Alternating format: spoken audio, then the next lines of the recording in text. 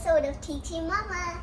Today, we are going to talk about something super important, condiments, specifically peanut butter. Ellie, how do you feel about peanut butter?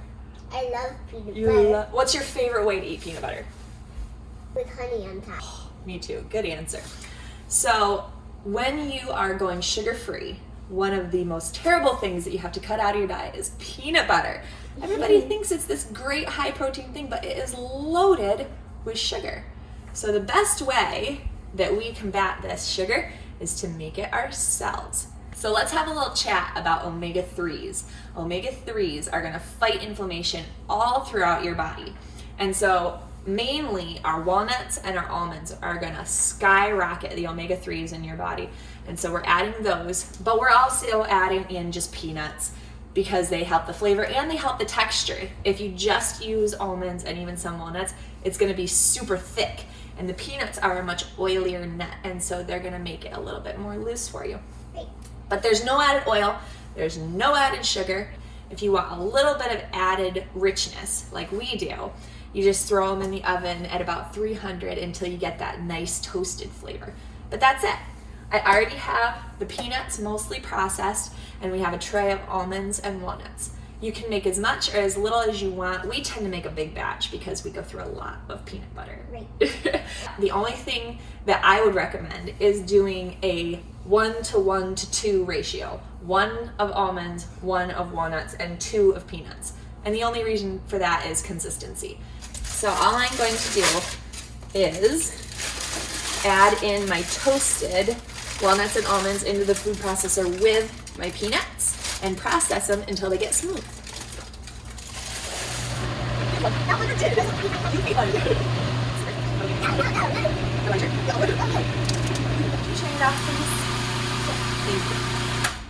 All right, Elena has decided that our peanut butter is smooth enough. And that's another great thing. You can decide how smooth or chunky you want to leave this. So, be careful because when you first take it out, between the food processor running and between the fact that you probably just pulled your nuts out of the oven, it's gonna be a little toasty. And because of that, you can see how well it pours right out, and it will get a lot more solid once you put it in the fridge. So, this is another one of those things you just make ahead of time, and you can store it in the fridge. You can make it the way you like it, thicker, thinner, different flavors. You could add cocoa to this and make it a chocolate peanut butter.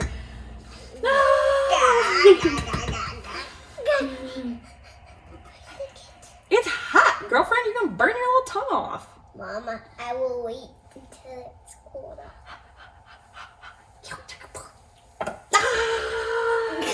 Right here.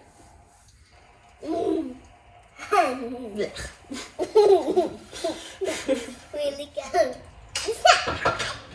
What are you talking about? What are you talking about? This is good.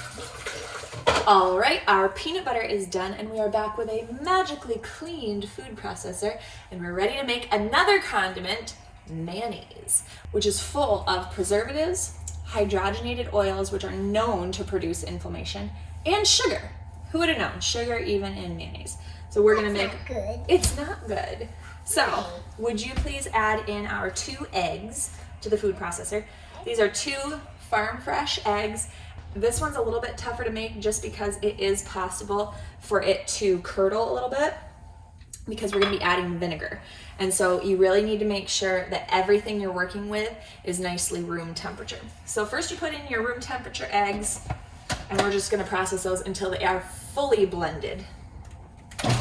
All right, our eggs are nice and incorporated, nice pale yellow. Now, Elena, would you add in the vinegar? We have red wine vinegar. We also have some grainy mustard here.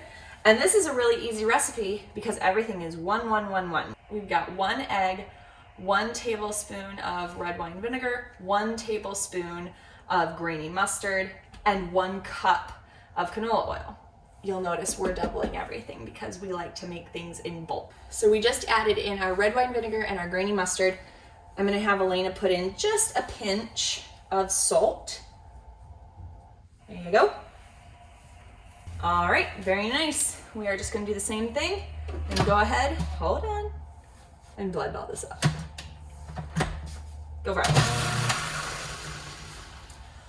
All right, we've got everything well processed. Now, here's the tricky part. So we have our canola oil. You can use a lot of different kinds of oils, but I like to use a nice neutral flavored oil. Otherwise, it can be a little bit overwhelming. You wouldn't think of olive oil as being a strong flavor, but it can really come through in something like this. So we use a nice mild flavored oil like canola. Here's the issue. If you just dump all of this in, your mayonnaise is gonna break and it's gonna look curdled. It's not gonna be smooth and creamy. It's not gonna be very appetizing. It is possible to fix it, but it's easier just to not make it break to begin with. Right. So your best bet is to drizzle the canola oil in as slowly as you possibly can while the food processor is on. If you can do it as slowly as possible, it will not break on you. We're gonna give this a shot. Are you ready? Yes. Here we go. What? Do the happy mayo dance, baby. Yeah. All right. We have succeeded in creating our nice, smooth, creamy mayonnaise. So here we have two fantastic base condiments. This is the type of thing that you're always going to have in your pantry, but you don't realize how unhealthy they really are for you. So if you make them yourself, you can still have them in the pantry. You can eat them as is, or you can add them to other things to build and make delicious recipes.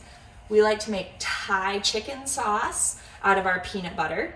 We like to make any kind of aioli out of our mayonnaise. You can make ranch out of your mayonnaise without all the preservatives and sugar in it. These are the best way to still be able to have the flavors of lots of delicious condiments without all the chemicals, without all the preservatives, and without all the sugar. All right, thanks everybody for watching while we restock our base condiments, and we hope that you will try it and let us know what you think about them too. Thanks for watching. Make sure everything you eat is on purpose. Bye. Ladies are just perfect and slow.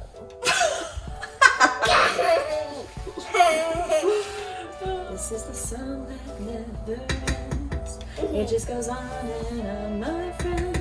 Some people started singing it, not knowing what it was. And we'll just keep on singing it forever, just because this is the song that never ends. Just goes on and on, my friends.